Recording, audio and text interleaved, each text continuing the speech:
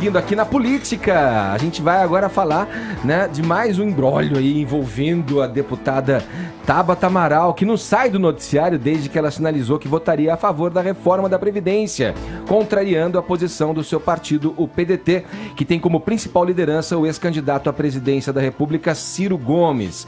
A legenda já determinou a suspensão da parlamentar e pode até expulsá-la de seus quadros, assim como os outros integrantes também. Só do PDT foram 8 votos favoráveis à Previdência, quando o partido havia fechado questão pela não aprovação, né, da proposta que estava em curso da Previdência. Em meio a essa discussão, surgiu a informação de que ela contratou o próprio namorado para atuar em sua campanha eleitoral e, é claro, isso gerou mais barulho, né, Vini? Pois é, Vamos falar sobre isso. Está em evidência, né, Edgar?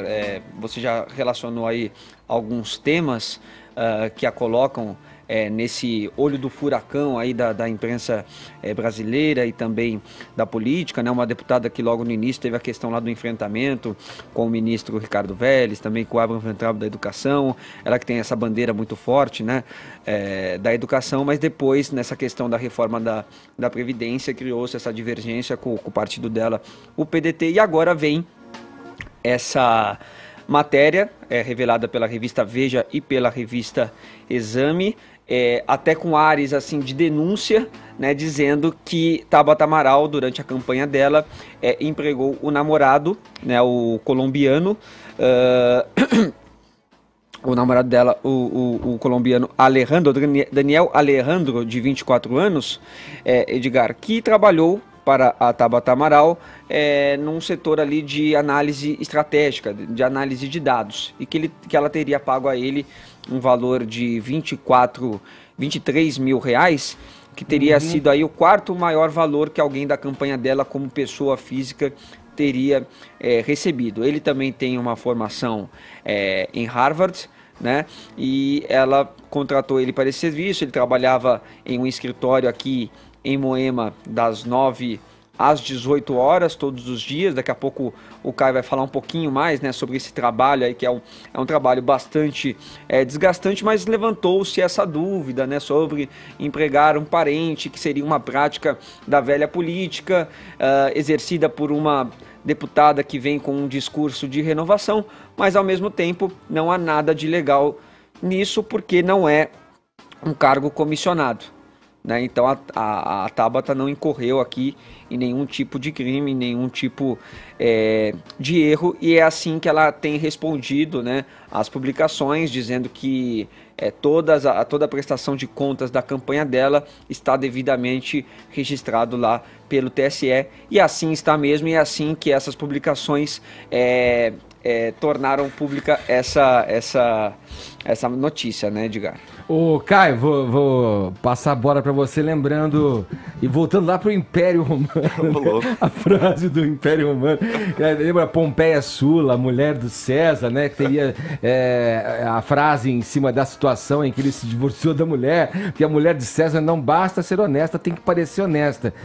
Mais uma vez, a gente está diante de uma figura que representa a nova política e que não deveria incorrer numa, digamos, imoralidade, porque dentro das leis ali eleitorais, ela estaria ali até coberta, né, com a lei a seu favor, mas para quem se propõe ao novo, né, poxa, não poderia dar essa escorregada.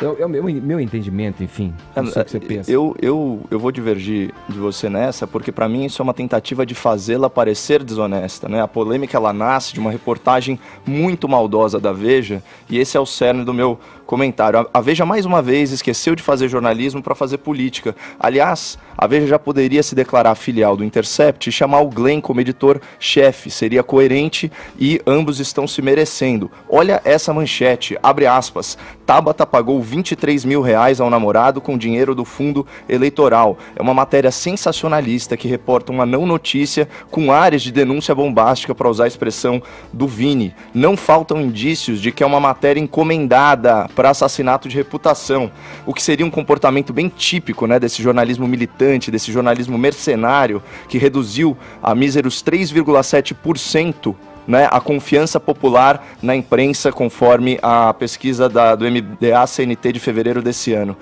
A redação capciosa, tanto da manchete quanto do texto todo, permite sim a interpretação de que a jovem parlamentar cometeu uma transgressão ao contratar para sua campanha eleitoral o próprio namorado.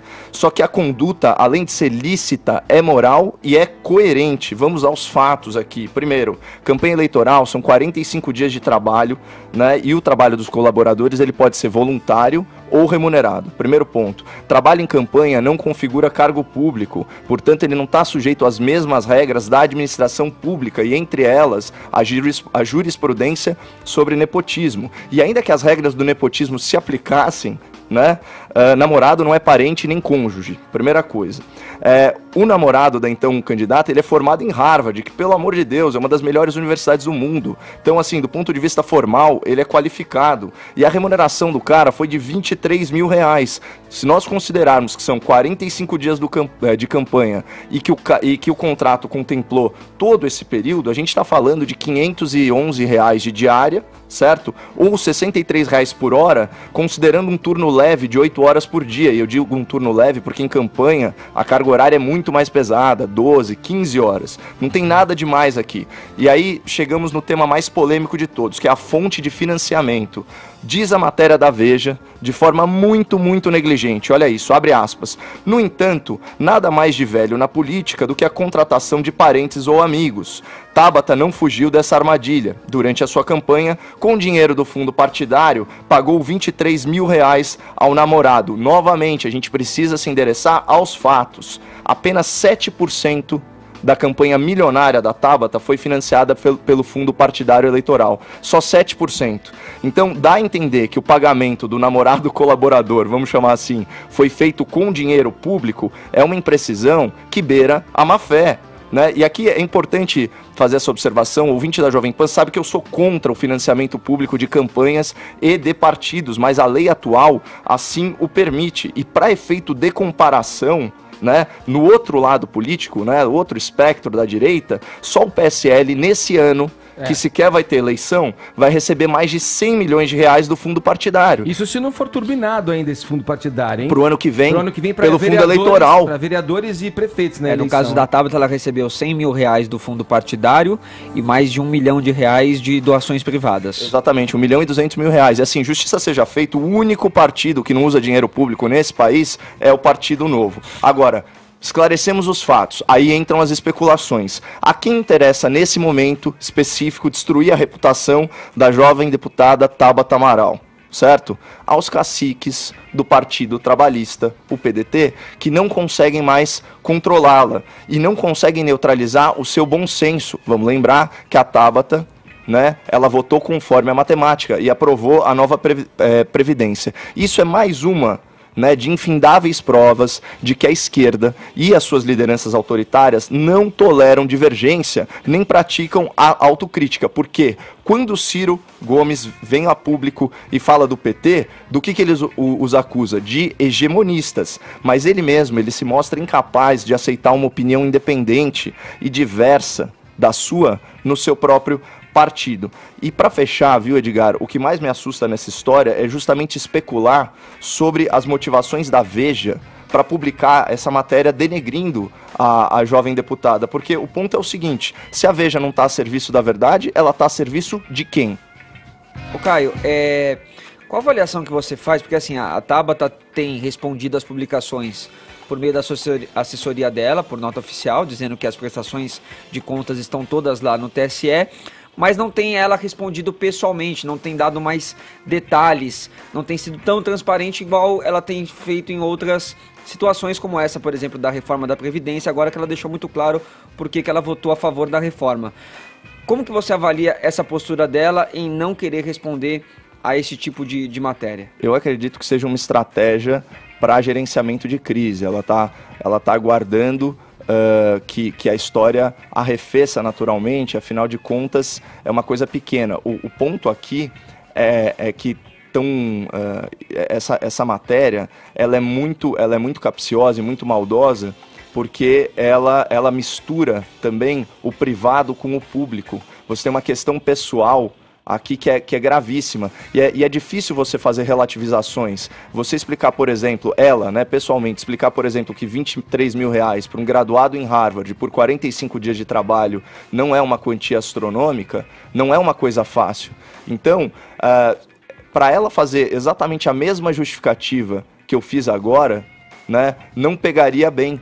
Então eu acho que ela está esperando, né, que tanto algumas pessoas da base dela, como pessoas aí de bom senso da própria mídia, reajam a isso, percebendo que existem segundas intenções aqui, isso daí está muito claro. E aqui eu também queria fazer uma nota pessoal, que é a seguinte: olha, não é só porque a parlamentar é progressista e que ela é de esquerda, que nós da direita, podemos nos furtar a defendê-la quando ela está sob ataque. Né? Para usar uma expressão aí do próprio Jean Willis, essa matéria da Veja é uma farsa sexista.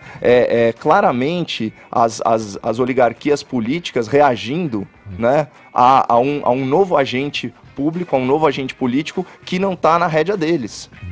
E uma coisa que poderia ser uma crítica dos adversários políticos, é muito provável que venha do cerne da sua própria sigla aí, né? Pelo descontentamento que ela gerou na questão do voto favorável ao implemento da reforma dos aposentados. Do ponto de vista de estratégia política, o que eles querem fazer é que ela seja atacada por ambos os flancos, entendeu, Vini? Na direita, simplesmente por uma predileção dos conservadores, dos liberais contra as ideias trabalhistas, progressistas e por aí vai. Então já tem um viés aí natural de crítica. E na esquerda agora, colocando ela como, enfim, como se estivesse completamente a serviço do capital burguês, esse tipo de baboseira, e ainda ceifando aí a reputação dela, no sentido de que ela não é nova e não faz política nova, esse tipo de coisa. É lamentável. Quem tá aí para dar a hora certa? Já falei tudo que eu tinha para falar dessa menina, cara. O Cirão da massa. Eu carreguei essa menina na favela, cara.